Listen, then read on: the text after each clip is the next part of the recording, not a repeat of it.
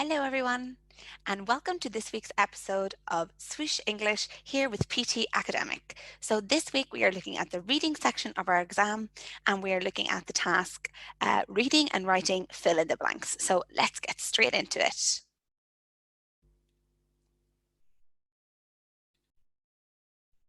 Okay, so here is our lesson content for today.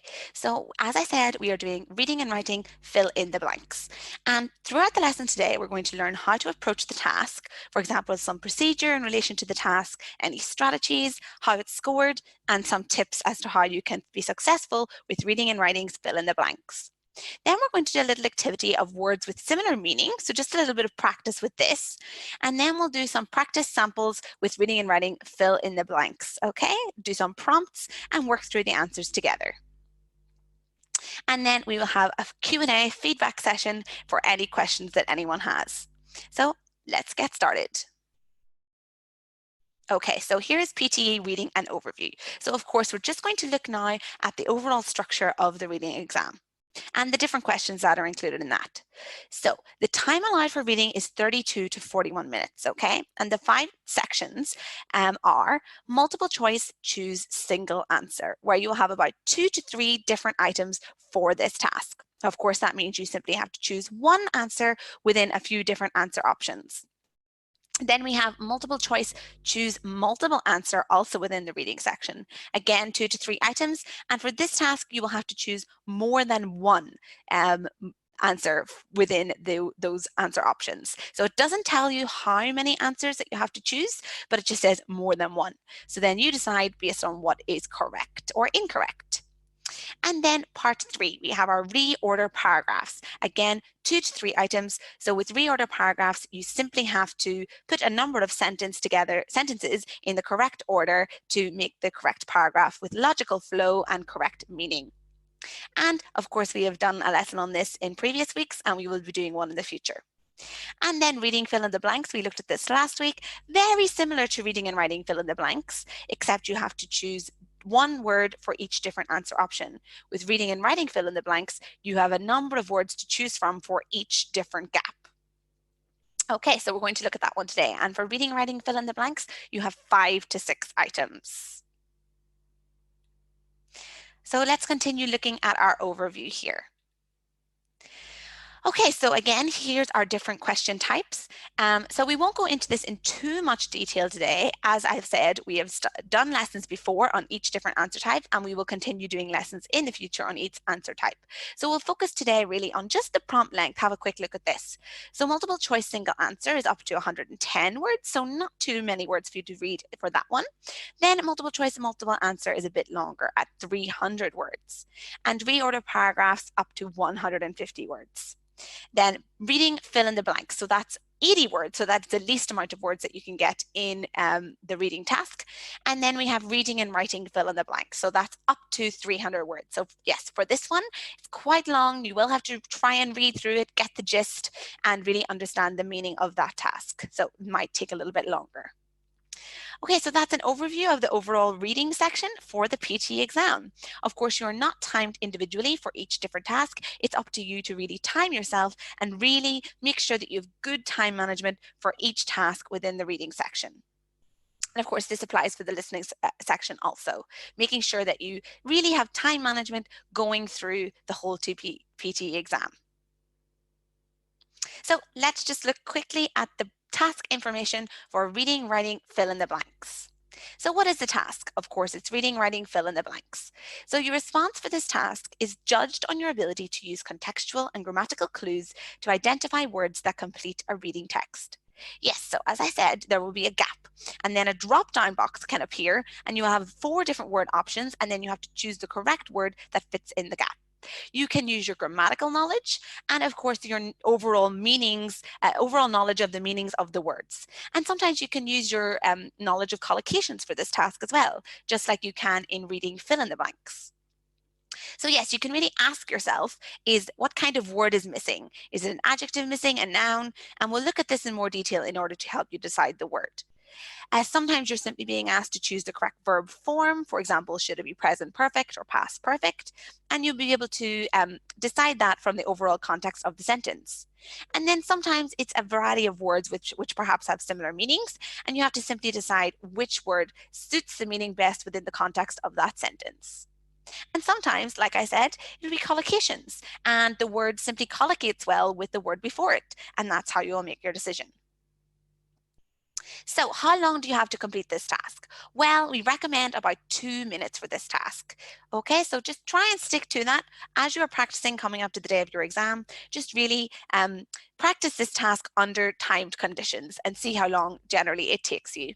Of course, some might be easier than others with words that all the words that you really know and are confident about might arise on the day, and that'll be wonderful. And what is the word count of the reading transcript? So as I said, up to 300 words. And how many of these tasks will I have to do? 5 to 6. So quite a lot for reading and writing fill in the blank. So this is an important task to make sure that you have mastered before the day of your exam. Okay, so first let's look now at a general method that you should use for reading and writing fill in the blanks. So the first step that you want to do is skim the whole text to get an overall sense of the meaning. Okay, so skimming. Skimming is, of course, a really vital task that you must practice a lot when it comes to the reading section of the PTE exam. You need to be able to look through a text very quickly and decide what the overall gist of it is. What's the main idea? What's the overall topic of that reading? And then that will really help you as you're going through with tasks like this, with tasks like reading, writing, fill in the blanks, and even reading, fill in the blanks. That means that your mind will automatically start to brainstorm words, maybe the words that will flow into your head connected with that topic. And it will make that reading through and selecting the word option much easier if you have an overall confidence of the topic. And if you read text with gaps quickly for the main theme, your mind actually starts to predict and fill in the gaps with logical information. So therefore, when you drop down the box, you might actually be like, yes, I was already thinking that it was that word. And then skimming the text really gives you a head start to actually filling in the gaps. Yes, so make sure that you give yourself time to skim through the text and get an idea of the overall main idea, the theme, the gist of the text, and that will really help you going forward. And as I said, you can practice that at all times at home. Anything you're reading, if you're reading the newspaper, skim through it first, try and get an idea what the overall idea or main topic of the text is first. So this is really useful for reading and writing fill in the blanks. Okay, so step 2. Step 2, of course, you're going to start reading through it in more detail, looking at the words on either side of the gap, looking at the drop down and deciding, making your decision based on the words. So it's important also not to just look at the words before and after the gap, but perhaps the sentences before and after. Maybe they will give you meaning as to why a particular word is the correct option. So as I said at the beginning, we can approach choosing the correct words in 3 ways and in no particular order. So again, this is very similar to reading fill in the blanks. So it'll be useful. The practice we did for that last week will come in useful here also. So yes, having good grammatical knowledge, so you'll be able to pick the correct grammar form. So you're going to ask yourself, is there a noun missing? Is there a verb missing? Is it an adjective missing? And that way you'll be able to narrow down, perhaps there are 2 adjectives in the answer word options and you will know straight away, okay, it's one of these. And then you can match it based on the meaning. Or you can decide, is it a place? Is it a person? What kind of word is missing? And that can really help you with your overall knowledge and choosing that word. And also, like I said, it could simply be a word. I know an example arises in one of the mock prompts today where it's for or since. And of course, we know that since is used with present perfect sentences. So that's why it's the answer option. And if you had good knowledge of grammar, then that's why you would choose that answer. Also, perhaps there can be gerunds and infinitives can arise, or perhaps simply choosing the correct verb form. So is it present perfect? Is it present simple? Is it past perfect? All these kind of issues arise. And if your grammar is really good, then you shouldn't have any concerns or worries here. So always working on your overall grammatical knowledge. And having an understanding of the word option, which makes logical sense in the sentence. Yes, so of course, this simply means how wide is your range of vocabulary. Okay, so a lot of the tasks come down to this in the PTE exam, even within the speaking section, the listening section.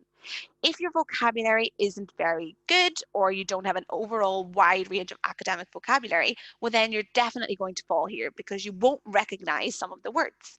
And especially with reading, writing, fill in the blanks, it's so important to be able to look at those word options, and perhaps some of them have such a small difference in meaning, but you really need to decide which one fits well in the context, which one is logical. So improving your overall vocabulary is vital for this task. And then your knowledge of collocations could also help you in this task. So perhaps a word collocates with another. I know there's a couple of examples of that in the mock prompts today where two different words are simply used together a lot by native speakers, and that's the correct combination. And there's no other reason other than that. So yes, build up your bank of collocations. Study every day. I know lots of my students, they take down different collocations and study them every day, and that will be so useful, even in all of the tasks, especially for these reading tasks and also in your speaking. And then you can use the collocations yourself and show off your overall flair of the English language. Okay, so that's how we can approach choosing the answers for reading and writing. Fill in the blanks. And of course, in step 3, you're going to really make your decisions. Okay, so just some tips about this. Fill in all the gaps, starting with the easiest ones first. So if the first gap is really difficult, don't waste your time stuck on this. You can end up spending the whole 2 minutes trying to insert every word and decide which one is the best. But don't do this. If you think it's too difficult, move on to the next one. Maybe it's easier and you can guarantee yourself that answer. You can complete that and be confident about the answers that you have completed. And then once you have completed all the easier ones, you can go back to those more difficult ones and simply make a guess, as there is no negative marking for this task. So you might as well always choose an answer. Yeah, so this way you have time to select answers you're confident about and gain those marks. And then finally, just like with all or most tasks in the PTE exam, when you have made your decision and filled in all the gaps, read the paragraph with your words included. Consider if the paragraph has a logical flow. Does it sound correct and the meaning correctly conveyed? If not, you can make some changes. Yes, so make sure that you read through it yourself. Give yourself time to really see, does that sound correct? Maybe you chose some answers in a rush. So if you make sure that you go through it yourself and read it, how does it sound? And it will also activate your knowledge of collocations if you read it out loud. And, maybe you will have heard that sentence together and it will sound correct when you read it to yourself. Okay, so that is our overall method for reading and writing fill in the blanks. So here we're going to look at our first task today. So a lot of the time, like I said, in reading, writing, fill in the blanks, words with similar meanings will come up. Words that, can be used in different contexts, but look quite similar. You're thinking, oh, what is the real big difference in these words? So I just have a quick little task where there are 2 different word options and you'd have to decide the word that fits in the gap here. Okay, so let's read through them together. You can pause the video, of course, and do it yourself before we go through to show you the answers. So in number 1, our words are antique and antiquated. Then we have risky and daring. Then we have elegant and ostentatious. Then we have feminine and effeminate. Carefree and irresponsible. So these are the different words that you have to choose from. So let's go straight through and look at the answers. So don't forget to pause the video now if you don't want to see the answers yet. Okay, so here we have the answers. So of course, the first answer is antique. Okay, so the antique dealer paid $5,000 for a chair that was dated from the time of George Washington. Yes, so antiquated simply means old-fashioned or outdated. So we don't want to say the outdated dealer. Okay, we want to say the antique dealer. So that is the person, that is his job, that is his role.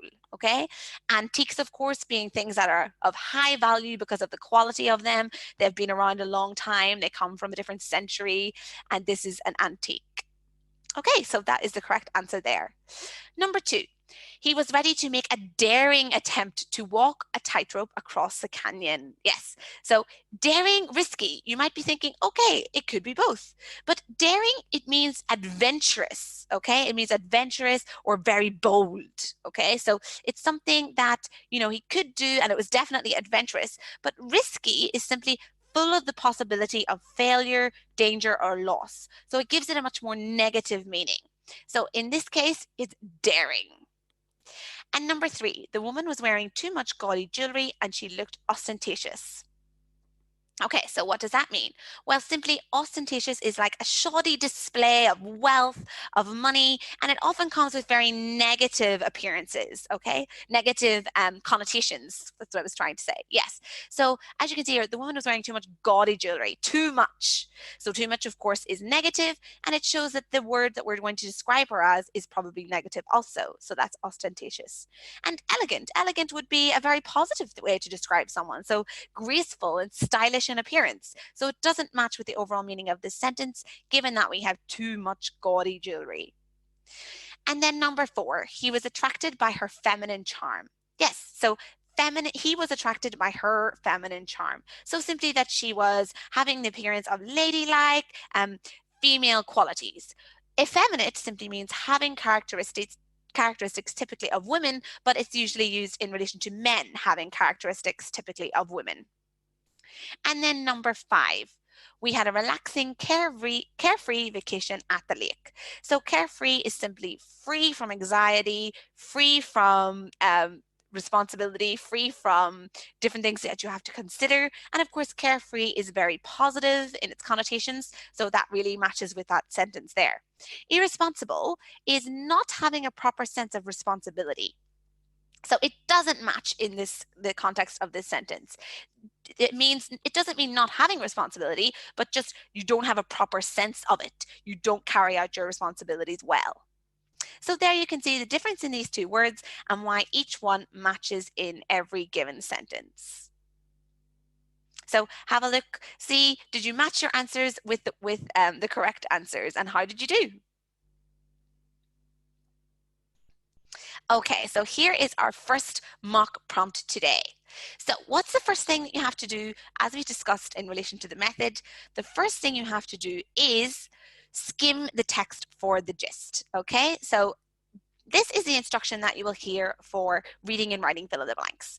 So below is a text with blanks. Click on each blank, a list of choices will appear. Select the appropriate answer choice for each blank. Yes, so I haven't included the drop-down options yet because I simply want you to look at the slide, pause it now, skim through for the gist of the text. So what is the overall topic of this text? Okay, so you can pause the video and have a look at that. So overall, if we have a look through, it seems to be saying something about the taste of food, different taste receptors, so how that we taste these 5 individual tastes.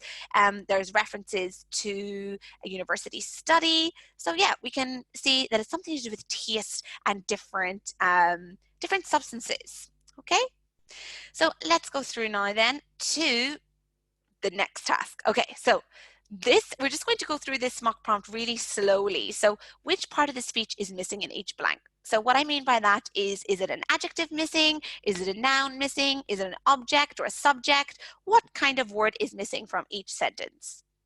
So he conducted blank that found that the high concentration of glutamate in kombu was what made it so tasty. Okay, so now I want you to decide which word is missing from the blank. What kind of word? Okay, so I still haven't given you the answer drop downs. Then look through number 2, number 3, and number 4. So pause the video now if you want to carry out this activity, and I will go through and explain why it is each word. Okay, yes, so the first one is a plural object. Okay, so he conducted something that found that the high concentration of, okay, so that's why it's a plural object here. He conducted an something would suggest it was singular, but it's got no article, so it's going to be plural.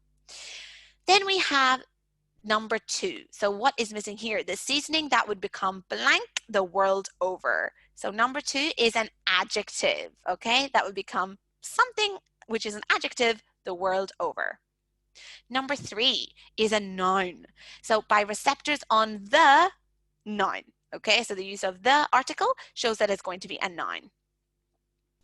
And then up until now, up until our research, the something wisdom, so wisdom is a noun, so we know that the adjective is going to precede that noun and describe the wisdom. So that's an adjective that is missing. So this is a really useful task that you could do in order to decide which word is missing, or in order to decide which word to match. So really decide to yourself what kind of word is missing in that drop down, and then that will help you choose your answer. So let's go straight through now to look at the different answer options in this task and decide one for today's mock prompt. So again, you can pause the video now, decide your answers, time yourself, see how long it took you to get this overall, this mock prompt, and we'll go straight through and look at the answers. So don't forget to pause. Okay, so let's get into number one. Now remember, it was a plural object. So the answer is experiments. He conducted experiments that found the high concentration, okay? So of course, this is the correct word here. It really makes sense. It's a plural object. Experiences, that wouldn't make sense. Attempts, no. And he conducted contests that found that the high concentration, no. So this experiments is language that we really use when we're talking about, discovering something, conducting something. And of course, it's a doctor, it's science. So a lot of the time we use the word experiments. So that's the one that really fits there within the context of the sentence. Okay, the next one, remember it was an adjective. So from there, he crystallized monosodium glutamate. This is testing my own pronunciation. The seasoning that would become popular, okay? Popular the world over. So popular is, of course, an adjective. And this is also a collocation, okay? So we often use popular the world over, would become popular the world over. So yeah, that would become spread the world over. Doesn't make sense. Would become exported the world over. That doesn't make sense either. Would become exclusive the world over. So exclusive simply meaning not admitted to other things or limited to a particular group. So yeah, it doesn't really make sense in the context. And popular the world over is a good collocation that we can use, and it matches in the context of the sentence here. So then number three, well, what kind of word was that? It was a noun. This is quite an easy one, I think.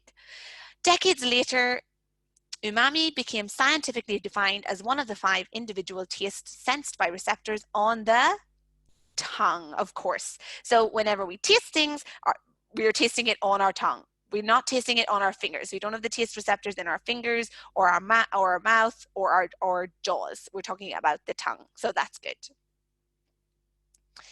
And then the next one was again an adjective. So this is predominant. So up until our research, the predominant wisdom in the scientific community was that umami was not a separate sense. Okay, so if you read throughout the whole context of the sentence, this makes sense. So the strongest or main element of the wisdom. So most people thought that umami was not a separate sense, okay? Yeah, so this is the word that matches here. Erroneous, of course, is incorrect. So incorrect wisdom, no, we know that's not correct if we read the overall context of the sentence. So predominant is the answer here. Let's go through now to our second mock prompt today. So I hope you did quite well with those answers. And let's look now at our second mock prompt. You can pause the video. What are you going to do first? You're going to look through for the gist of this text. Then you're going to decide which word is missing.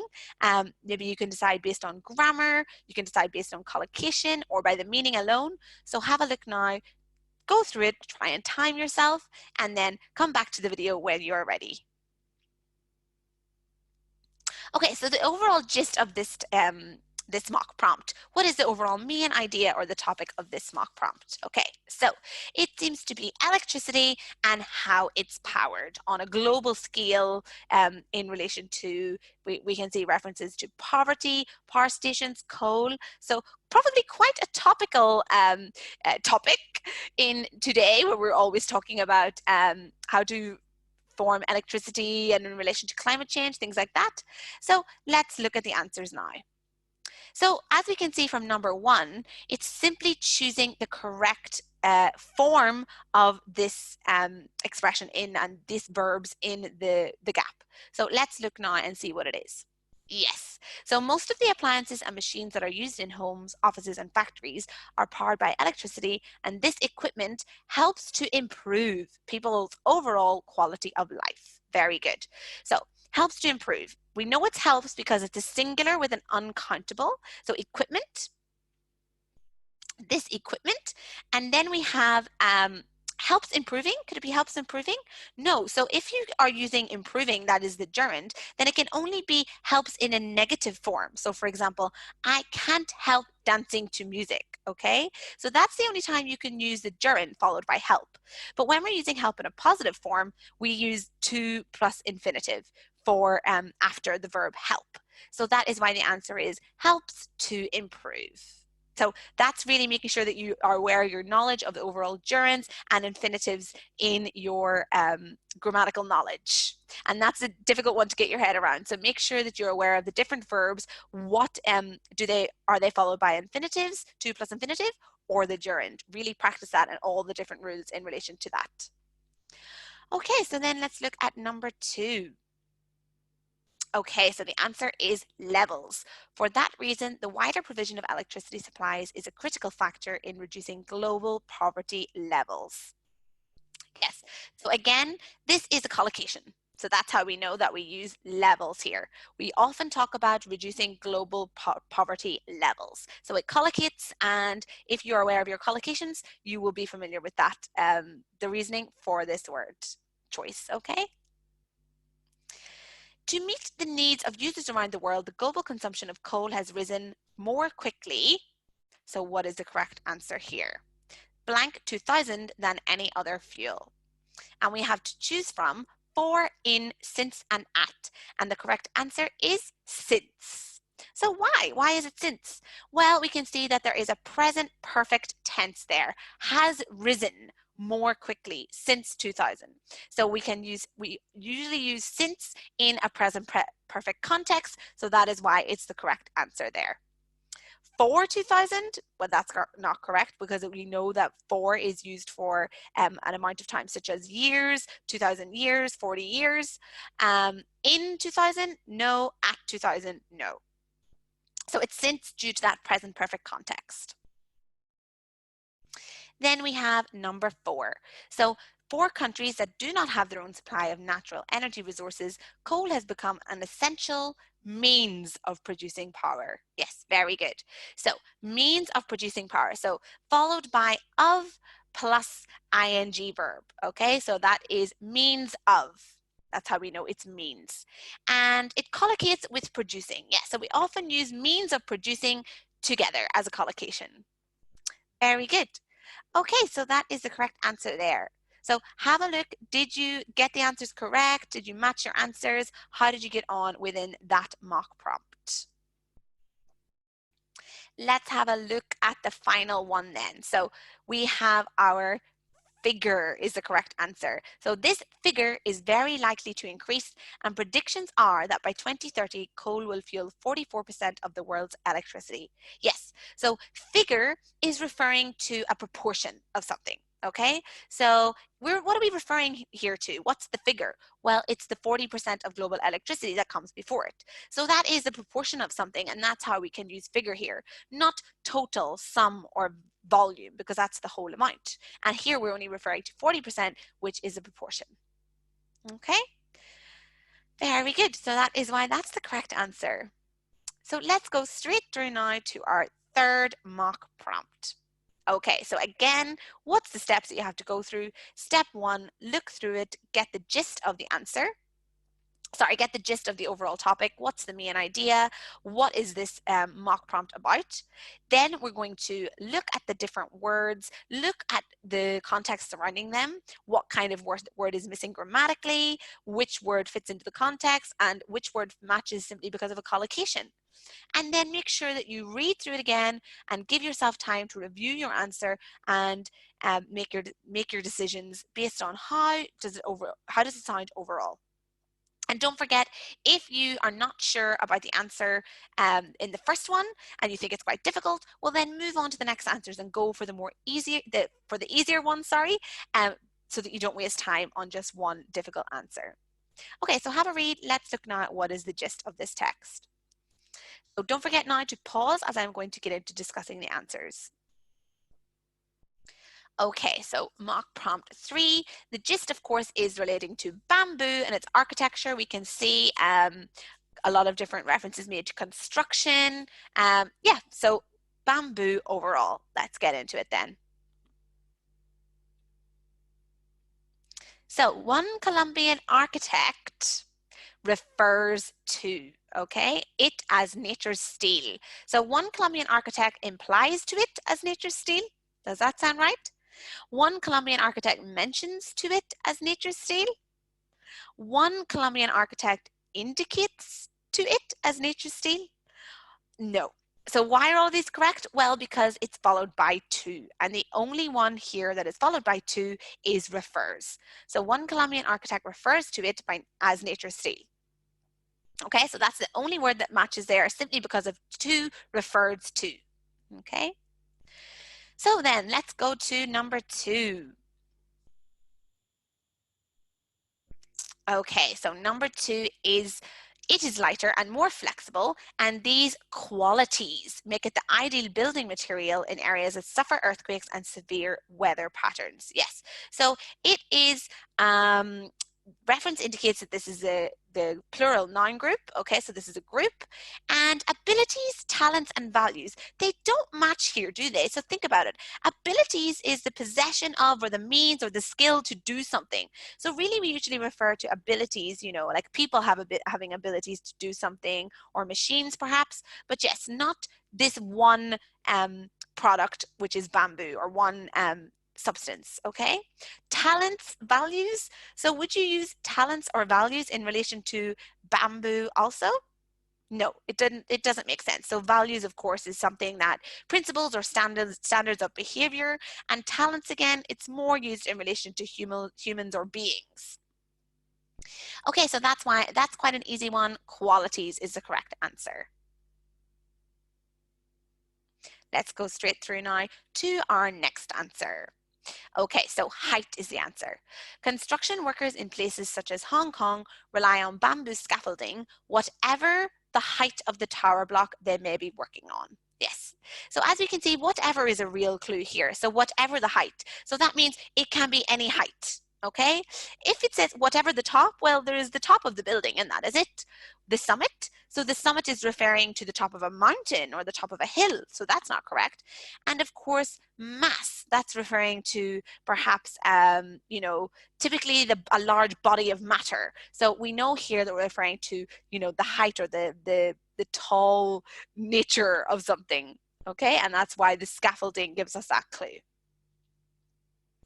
Okay, and then number 4, let's look at that. So why is the answer has cultivated, a present perfect choice there? So let's look at the sentence. So this is a very long sentence. And China something the plant for years, for thousands of years. Okay, so we know it's cultivate, so it's just we have to choose the correct form. China has cultivated the plant for thousands of years. So that means they started cultivating the plant in the past, but it's still true today. It's still continuing today. And that's why we're using present perfect there. Okay. We're not using our present simple, and we're not using the past perfect. So it is present perfect. It started in the past and it's still continuing. It's still true today. Okay, and the last one then. Who? So for those who live in cooler regions of the world, the enormous advantages of this natural building material are less accessible. Okay, so why is it who? So this, of course, is our relative pronoun. Why? And it's completing the relative clause. So why is it who? Well, because who relates to the people. So for those who, okay, those people who live in cooler regions of the world. We can also use that here, but that, of course, isn't an option there. So for those that live, and that isn't an option there, which may or are the answers. So who is the correct answer? Very good. So if you're familiar with your overall grammar of relative pronouns and relative clauses, then you will have confidently chosen your answer for that one. So as you can see here, there's many different things. It could simply be the meaning and the overall context of the sentence. It could be, your grammar completely comes down to your grammatical knowledge, such as relative pronouns, such as choosing the correct verb choice. So really having good vocabulary and good knowledge of grammar is crucial for this task. So let's look then at our final mock prompt today. Okay, so again, have a look through what is the overall gist of the topic, then decide your answer based on your grammar, vocab, collocations, and then read through it and make sure that you're confident about your answer. And as you pause the video now, try and time yourself to see how you do for this final mock prompt today. Okay, so let's get straight back into it. I hope that you have time to pause the video, go through the answer and make a decision. And let's go through the answers now. Okay, so moving to an emissions pathway that will hold temperature increases to a minimum will require a something effort. So of course, if you had read through the first part of this reading, you will see that it's talking about climate change and the greatest environmental challenge we face, okay? So there's language like this, the greatest environmental challenge we face. The most serious impacts of climate change. Future generations will judge us based on the investments we are considering now. Warns that global emissions must peak no later than 2015 if we are to hold average global temperature increases to 2.4 or less. So moving to an emissions pathway that will hold temperature increases to a minimum will require a colossal effort, okay? So that is the correct answer, a colossal effort. So as you can see, the language throughout is showing that it really is huge what we're trying to achieve here. So that's why that is the correct answer. Of course, nominal, again, it doesn't match. Price, nominal relates to price or amount of money. So it's very small amount of money or price. So it doesn't match in this meaning here. We require a nominal effort. No. Negligible, so negligible again is the opposite in meaning. It's referring to small and unimportant as to not be worth considering. So that's definitely not the case here. It doesn't match with the overall context and meaning. And then what do we have? Customary, yes. So customary is of course referring to customs or usual practices. So no, that doesn't match with the context here either. And the answer is colossal, so huge effort is needed. Let's look at number 2 then. So the answer is infrastructure. There is no time to lose given the long lag in research and development cycles and energy intensive infrastructure and product turnover. Yes, so there has been a lag in producing energy intensive infrastructure. So that is the correct answer. Infrastructure, of course, is related to the whole structure of things. So right down to the very bottom, we need to change the structure of everything in order to get this emissions down, okay? So yeah, architecture is more referring to the art and the science of designing rather than just all the systems there. And that's why we've chosen infrastructure, okay? Then let's have a look at number 3. So fundamentally altering the world's energy system is unlikely to occur within this time frame. Okay, so yes, that's what we want to do. We want to alter the world's energy system. Okay, we want to change it. We don't want to revoke it, comparing it, analyzing it. No, we want to alter it. And if you read through the overall gist of this text, that will give you a good clue as to why this is the correct answer here. And then curbing. So CCS must play the critical role of curbing growth in emissions from coal until other alternatives are ready. So trying to reduce, trying to stop the growth in emissions from coal. Okay? And that is why that's the correct answer. We don't want to increase them, we don't want to divide or sustain them. No, curbing is the correct answer here. Okay, and a lot of the answers within this mock prompt were simply that they match the meaning of the text overall, not based on grammatical words, simply based on does it match the overall context of the sentence and the overall context of the paragraph. So that shows you how important it is to read all of the sentence in order to make a decision for your answer. So let's look now at some final tips that we can see today in our reading and writing fill in the blanks.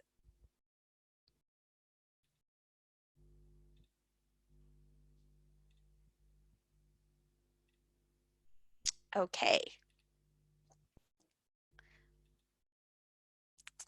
So let's look at some final tips.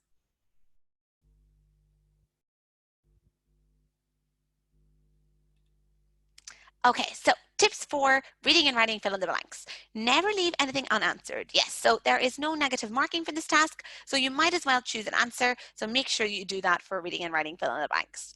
Look at words around the word options, then choose words that match in meaning and grammatically. Okay, so yes, make sure that you look around the word options, decide the word based on the grammar, and even look around the sentences. Read the sentences before or after, because that might be crucial in relation to deciding the word. And like I said, do the easier ones first and then focus your time on the more difficult answer options. Yes, so that means that you can confidently choose the answers and secure the results for those. Work on your bank of collocations. Yes, so make sure that you are studying every day the different collocations that there are. There are, of course, huge lists of these, and many different words collocate with any given words. So you have to study these at home simply and really get your knowledge up on these. And if you are struggling, read each sentence in your head, inserting each of the remaining possible options individually. Yes, so if you're really struggling with one particular answer, read the sentence inserting each word, and perhaps you will activate your knowledge of collocations. How will that sentence sound? And maybe that will really help you.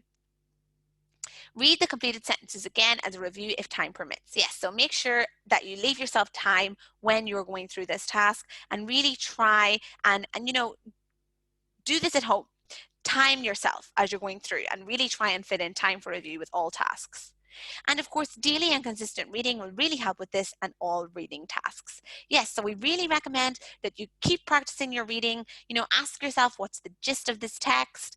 Ask yourself, what are the different words? What do different words mean? Write down vocabulary you aren't familiar with, and then study the definition of those words and the pronunciation of those words, and that will really help you with all reading tasks. It's all about building up your overall knowledge of vocabulary and grammar, and that will really help you for all the reading tasks.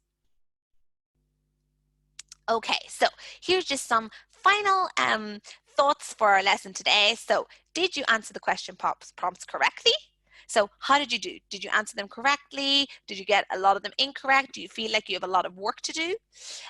What did you do well today? And what would you like to improve on? Okay, so really, it's a really good idea to analyze overall your knowledge in relation to these tasks. Whenever you have done them, ask yourself, okay, what is it that I really need to improve on for these tasks? And don't just simply leave it at that. Analyze it, ask yourself, okay, do I need to build up my vocabulary? Do I need to work on my grammar? Do I need to work on my collocations? All of these things, considering everything, will really help you to improve and work on those weaknesses the next time you do the tasks. Okay, so that's our lesson today on reading, writing, fill in the blanks. Thanks for joining me here on YouTube, everyone. And I hope to see you again back here at Swish English, where we will do many more lessons on different tasks throughout the PTE academic exam. Thank you guys, and I'll see you again soon. Bye.